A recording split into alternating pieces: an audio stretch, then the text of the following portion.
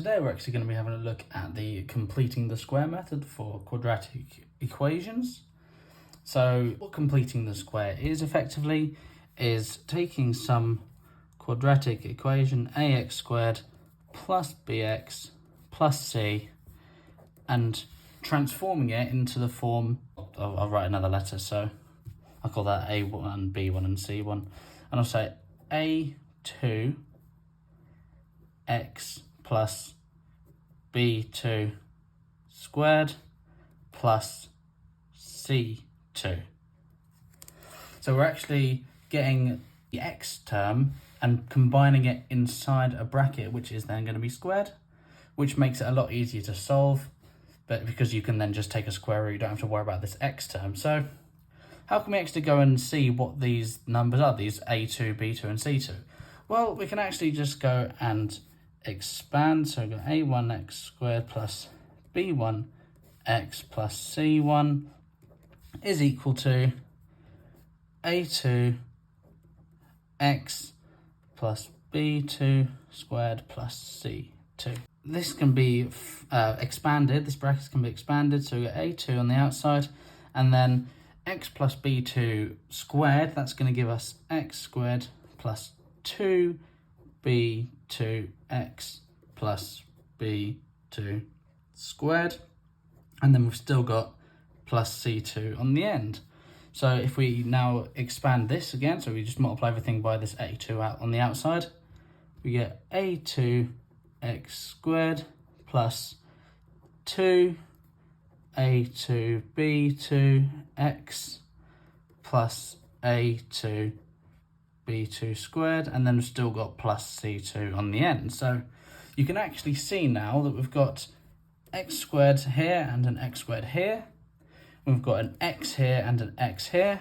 And we've got some constant term here and some constant term here, this a2 b2 squared plus c2. So we just want to equate the constants. So the coefficient of x squared on the left must be the same as the coefficient of x squared on the right, okay? So we get that a2 equals a1, because a2 here and a1 here, they must be the same. We get that 2a2 b2 must be equal to b1. And we already know that a2 is a1, so this can be rewritten as 2a1 b2 equals b1, which means getting b2 on its own, we get b1 divided by 2a1, okay? So we get b1, which is this, divided by 2 of the first, the a1, and that gives us this b2 here in this bracket. And then finally we've got the constant term, so we get that a2 b2 squared plus c2 is equal to c1, okay?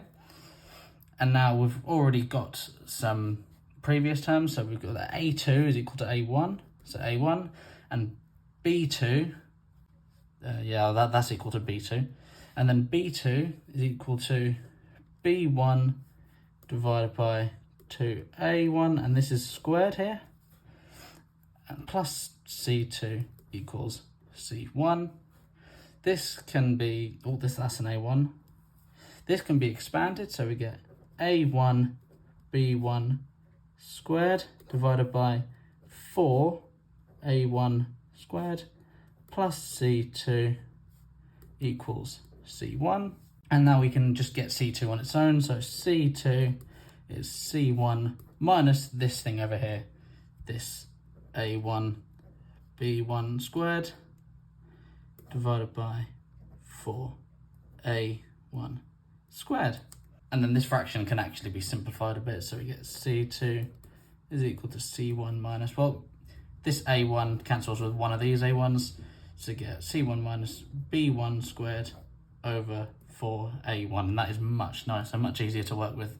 So that is the algebraic explanation of completing the square. A nice way of thinking about this sort of geometrically is actually when you have some ax squared plus bx plus c, we can actually ignore the a for now because that will just get multiplied in later on. But if we just look at x squared plus bx plus c, we actually get that this can be written as a square of side length x, because we've got x squared, plus bx. So we've got here a rectangle, that's b, and that's x. All right, x here as well. And then c over here is just some random little component on the end. How can we sort of combine these into one? Well, you can actually draw it like this, okay? So you got your square here, that's not going to change, that's always going to be your x by x square.